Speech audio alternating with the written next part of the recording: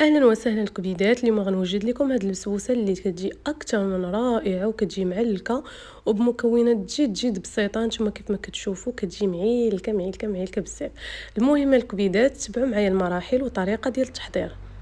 بالنسبه للمقادير غادي نحتاج واحد القبيصه ديال الملح وثلاثه ديال البيضات وجوج خمارات من حجم 7 غرام وساشيه ديال الفاني وواحد الكاس عامر ديال العنبه ديال السميده ديال الحلوى وواحد دانون ديال الفاني.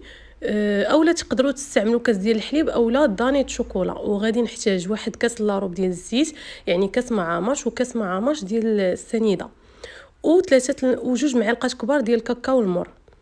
بالنسبه لهنايا غادي ندير كلشي في البلاندر طحال كهربائي.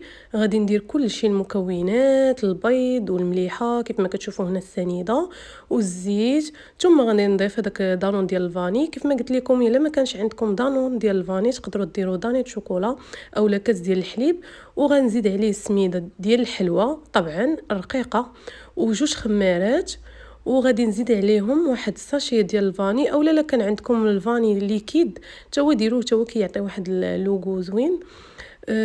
غادي نديرو تا هويا هنايا الفاني ساشيه وجوج معالق كبار ديال الكاكاو المر. راه كتكونوا ديجا مغربلينهم باش ما يبقاش هذوك الحبيبات. هنايا غادي نطحنهم وغادي نشد المول اي مول كان عندكم غدهنوه بالزبده وغترشوه بالسميده ديال الحلوى ثم غادي تضيفوا ليه الخليط. ما تخافوش الخليط كيكون جاري والسميده راه كتشرب ملي كتدخلوه للفران. هنا غنوجد السقوه او الكلاصاج الطريقه سهله ما تحتاجوا لا شوكولاط لا حتى شي حاجه يعني بمكونات سهله.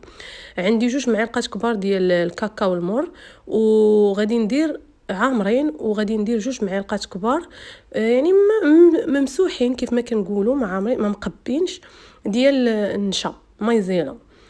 ثم غنضيف عليهم الفانيلا باش ما يبقاش يعطينا هذاك المذاق ديال النشا يعني ما نحسوش به.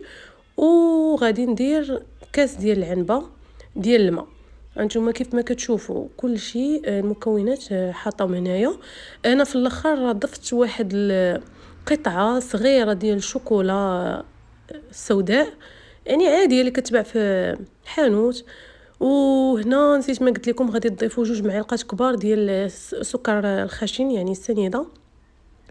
الا درتو كوبايل يعني الكاكاو الحلو ما ديروش السنيده اولا الا درتو نسكوي ما ديروش السنيده ولكني انا درت هنا الكاكاو المر ضروري غندير السنيده حيت داكشي كامل مسوس.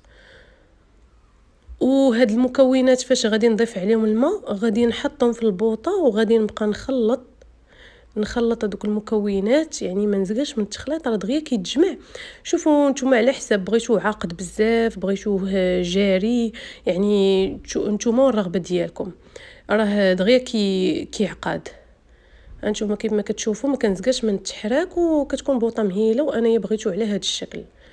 الوغ هنايا ضفت واحد القطعه ديال الشوكولا كيف ما قلت لكم على حسب الرغبه تقدروا ما تضيفوهاش كاع. هنا منين خرجت الكيكه من الفران كنشد واحد الكيردون كنخشيها فيها يعني كنتكها بها وكتخرج لي ممسوحه اذا الكيكه راه طابت ودغيا كطيب حتى هي وتخليوها على نار مهيله يعني طيب على خاطرها. هنا غادي نقطع انا الكيكه نتوما على حسب الرغبه بغيتو تقطعوها ما بغيتوش كيبقى لكم الاختيار. انا بغيت نقطعها هنايا قطعتها وهي سخونه باش ندير لها داك الكلاصاج باش يدخل مع هذوك التقطيعات وكيعطي واحد التعليكه اكثر.